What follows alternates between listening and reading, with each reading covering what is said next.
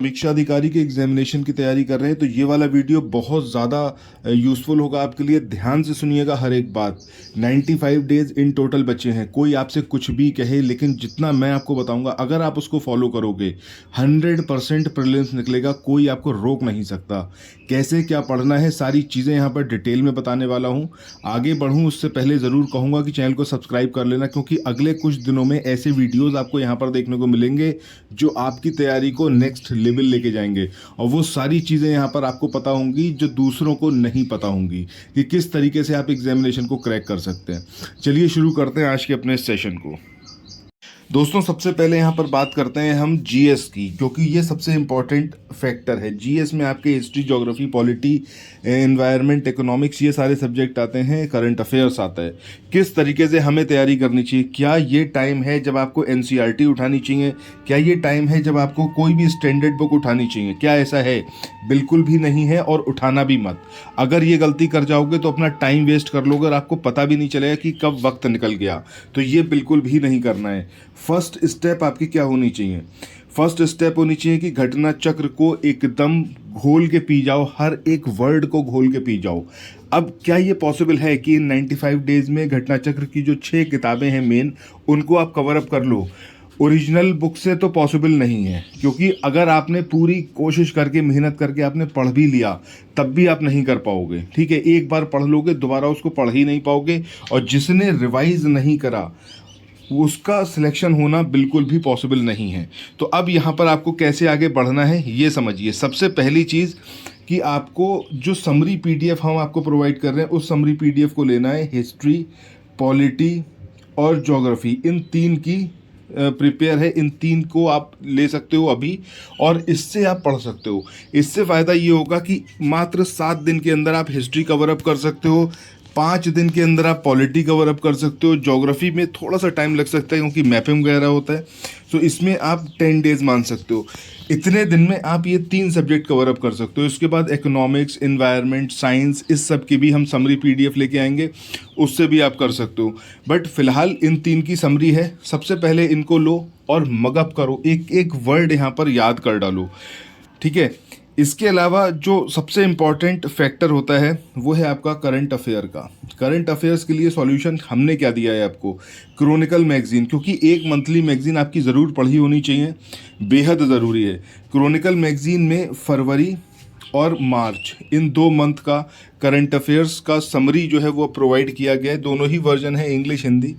अभी जीएस के जो सब्जेक्ट्स की मैंने बात करी, हिस्ट्री, ज्योग्राफी, पॉलिटी, ये हिंदी में ही है, ये अभी इंग्लिश में नहीं आया है। प्रोबेबली अप्रैल लास्ट तक इंग्लिश वर्जन भी इसका अवेलेबल होगा, तब आप इंग्लिश में भी उसको ले पाएंगे। ठीक है, बट यहाँ पर फरवरी और मार्च मंथ का जो करंट अफेयर है क्रॉनिकल मैगजीन का, ये अवेलेबल है, इसको आप ले सकते हो और मल्टीपल टाइम्स रिवाइज कर सकते हो। ओरिजिनल जो मैगजीन है वो तकरीबन 160-170 पेजेस की है, बट उसको समराइज़ करा गया है मात्र 25 पेजेस में फरवरी में, और 25 ही आपका मार्च में।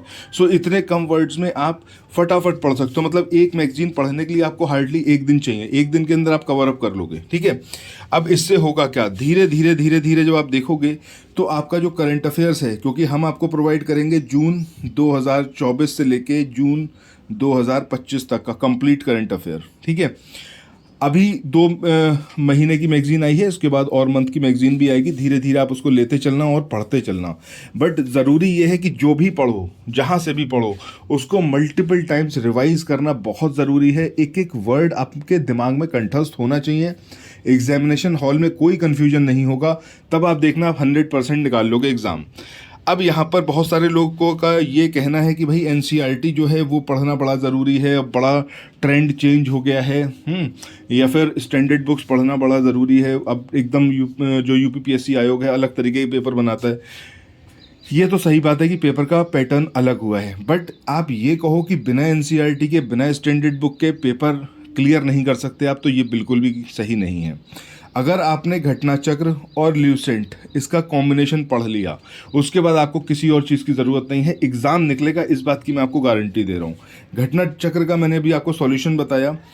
सपोज़ अगर आपने हिस्ट्री की समरी पीडीएफ ली, ठीक है, तो कुछ दिनों बाद हम ल्यूसेंट के वो सारे फैक्ट्स जो कि घटना चक्र से मिसिंग हैं, उनका एक पीडीएफ बनाकर आपको अलग से देंगे।